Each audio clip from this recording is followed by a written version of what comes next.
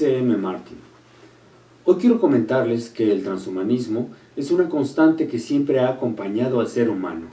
No me refiero únicamente a la fantasía cultural e intelectual que la futurología ha adoptado, sino en concreto deseo hablar de la transición del hombre derivado de los impactos de la tecnología en su hábitat cotidiano y distinguirlo en todo momento de la utopía popular simplista, de la ignorancia mediática prevalente, del uso abusivo y de la arrogancia protagónica de la ciencia. En resumen, de la gnotología perversa. Pues en efecto, el hombre no puede ser concebido aislado del mundo que habita, ni puede evitar un mundo al que siente que no pertenece.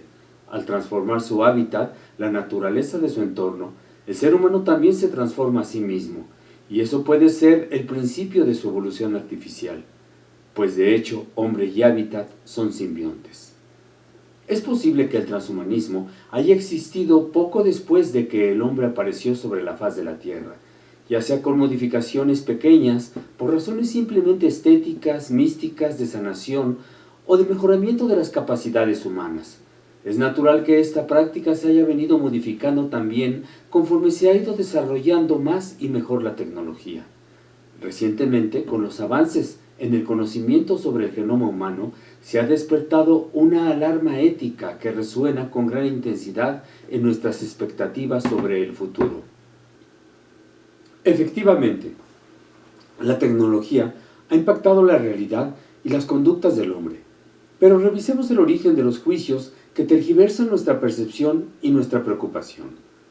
Nuestros propios anhelos e ignorancia y la densa nube mediática que se esparce como peste para ahogar a la comunidad y controlar su intención de compra, han convertido a la tecnología en el vehículo más eficaz y eficiente para diseminar este somnífero lucrativo. Constantemente me pregunto, ¿dónde están las fronteras de la verdad? Podemos revisar la transición que experimentó el ser humano debido a los avances tecnológicos en el Paleolítico y en la Edad de Hierro, los que surgieron a raíz de la revolución agrícola, los que trajo la revolución industrial, los de la era digital y quizá también más adelante los de la evolución de la robótica. Asumimos que los cambios definitivos de la transición son para mejorar, pero en este caso, ¿cómo se inscribe el transhumanismo en la evolución del ser humano? ¿Dónde converge la evolución? ¿Son solo cambios artificiales? ¿Es plural la evolución? ¿Es física, psicológica, intelectual, social o todas las anteriores? Ni siquiera hemos establecido un concepto preciso de lo que debemos entender por ser humano. No sabemos si el hombre es un ser meramente biológico, plural, singular, híbrido, o si su autoconciencia obedece a otro principio. ¿Existe diferencia entre el ser humano del Paleolítico y el de hoy? Podemos encontrar diferentes respuestas, tanto desde el punto de vista biológico o taxonómico, como desde el enfoque filosófico u ontológico, y por supuesto, algunas más en el contexto religioso o teológico. Pero ¿no sería sensato o responsable adoptar una postura respecto de mejorar al ser humano a través de la tecnología sin haber adoptado una postura primero sobre lo que es el ser humano? Pues no sabemos qué parte de esta indefinición estamos tratando de mejorar. Ya en nuestra lucha se habla de colonialismo digital, de los derechos humanos contrapuestos contra la libertad de pensamiento, del imperialismo en la nube, de control y dictadura digital. La historia se repite. Es simplemente la sinfonía de la transformación perpetua, nuestro statu quo.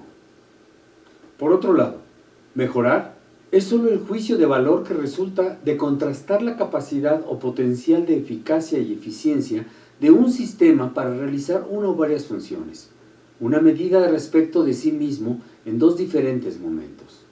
Ahora bien, si consideramos que el ser humano de alguna manera es ese sistema que tiene funciones, que realiza una tarea, que tiene un fin, un propósito o varios, y que la tecnología lo hace ser más eficaz y más eficiente, como un robot, además de haber descubierto las bases teleológicas de su existencia, entonces sí, podríamos decir que la tecnología potencia la funcionalidad del ser humano, es decir, que lo mejora. ¿Pero en qué se vio mejorado el hombre con la tecnología desarrollada entre el Paleolítico y la Edad de Hierro? ¿En qué mejoró con la tecnología que se desarrolló en la Revolución Agrícola o en la revolución industrial. Bueno, pues ¿cuál es la función del hombre? ¿O cuál de sus funciones mejoró? Pienso que las posturas respecto de este cuestionamiento sobre la mejora del ser humano mediante la tecnología podrían ser tantas como funciones adopta el ser humano. Al parecer, la historia pone el énfasis en el poder y en la dominación, como las funciones intensificadas, aumentadas o que han mejorado aún más la calidad y el valor o el alcance y su eficacia y su eficiencia, pero al mismo tiempo vemos que estas mejoras también han escindido más al hombre y a sus agrupaciones sociales. Hoy podemos darnos cuenta de que la tecnología poco o nada tiene que ver con la esencia del hombre, pues solo puede mejorar sus funciones sobre el universo físico. Sin embargo, además de su cuerpo, ¿qué podemos decir de esas otras partes que también le constituye? Una mente, una psique, una entelequia, un alma, un autoconcepto, una conciencia que se distingue y que separa de la más avanzada inteligencia artificial concebida hasta ahora en el universo físico.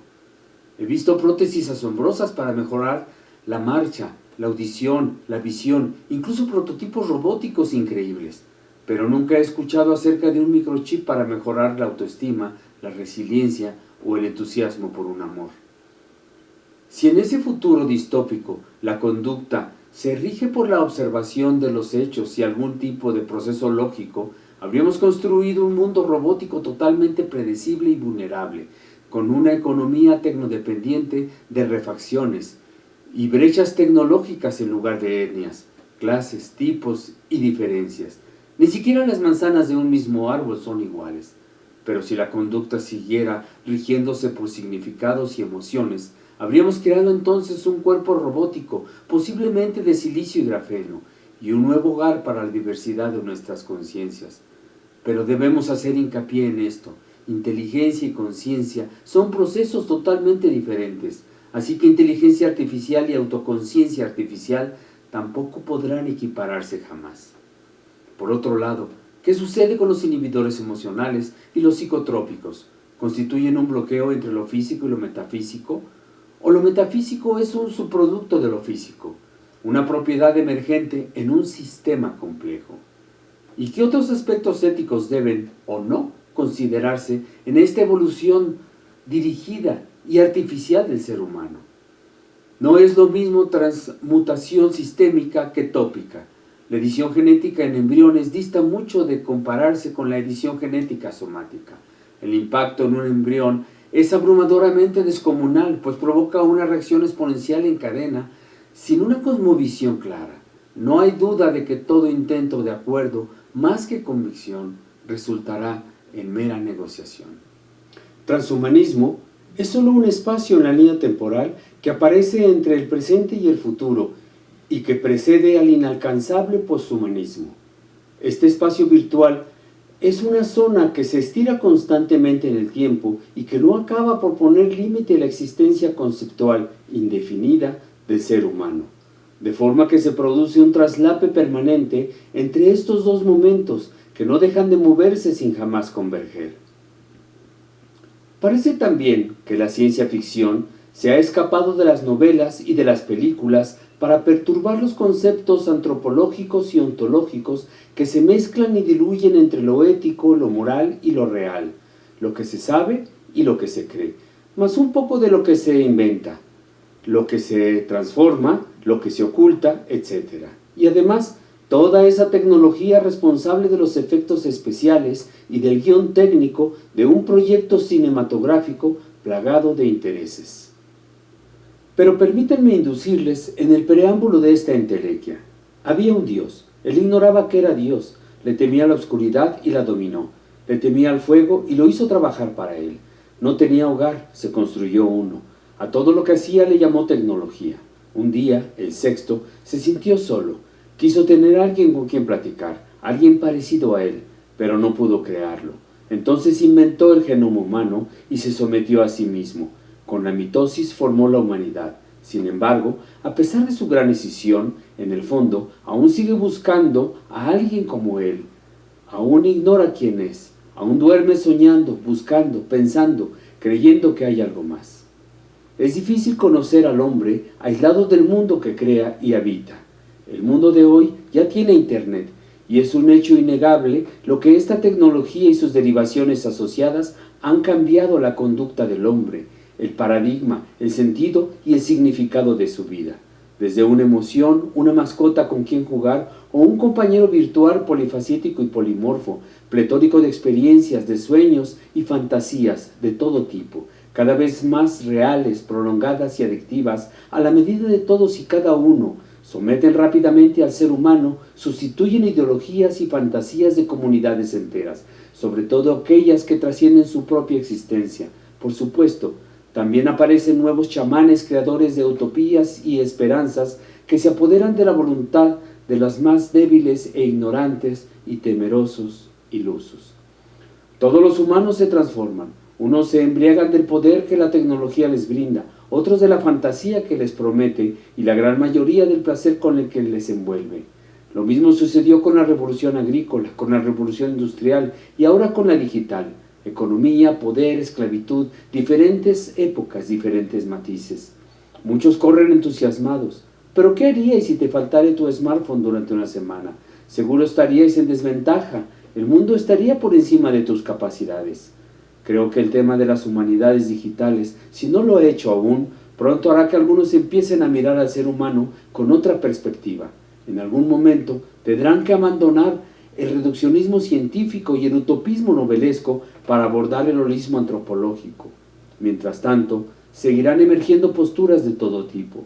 Si el hombre es el principio en el que la razón del mundo llega a su autoconciencia plena, como pensaba Hegel, entonces eso le convierte en una potencia omnisciente, una potencia en plena actualidad que no acaba jamás de convertirse en acto. No es fácil saber si el transhumanismo evade el concepto supremo de Dios o lo busca en el interior del ser humano para alcanzar esa perfección anhelada. Martin Buber lo explica claramente. La razón del mundo no es más que un nuevo concepto que encubre a Dios, y así como la tecnología cuando habla de Dios no hacía sino trasplantar al ser humano de la tierra al cielo, así también cuando la metafísica habla de la razón cósmica no hace sino transportar al ser humano de su ser concreto a un ser abstracto. He recorrido los mares en la superficie y en sus profundidades. He visto al hombre sanar enfermedades, volar como el ave y miles de veces más veloz. Lo he visto visitar el espacio y caminar sobre la luna. Lo he visto modificar la naturaleza de las plantas para resistir plagas y climas adversos, convertir la materia en energía y controlar la misma fuerza que despertó al universo. Lo he visto realizar proezas increíbles para salvar una vida. No obstante, también lo he visto arrancar vidas como quien solo se sacude el polvo. Salta de un lugar a otro jugueteando con el tiempo, aún tratando de domarlo también. Pero en todos mis viajes jamás he visto un ser siquiera igual de poderoso o casi tan eficaz como él. Sí, sé que pueden imaginar lo que quieran, pero no sin antes mirarse a sí mismos. De ninguna manera podrán jamás imaginar un Dios o tratar de descubrirlo si no se parecen algo a ustedes mismos. Su verdadero poder está en la pluralidad, en su capacidad de interactuar, de crear sinergias, en ser uno formado por muchos, inmortal y omnipotente en su pluralidad, pero efímero y limitado en su singularidad. Mírense, humanos enriquecidos. ¿Suena irreverente? ¿Suena soberbio? Ridículo quizá. Ni siquiera la tecnología ha logrado reparar la escisión del hombre. Pero ¿cómo juzgamos este concepto? El iluminado, el aclarado, el imperturbable, el Buda, el superhombre, el Homo Deus. ¿Es esa acaso la utopía del transhumanismo? Por supuesto, ¿hasta dónde la ciencia y hasta dónde la fantasía? El único demonio que ha poseído al hombre desde su creación ha sido su propia imaginación, el mismo demonio que siempre le ha bendecido también. Y nadie que crea que solo existe un Dios exclusivamente metafísico con poder sobre la materia, querrá reconocer que la divinidad a la que el hombre aspira.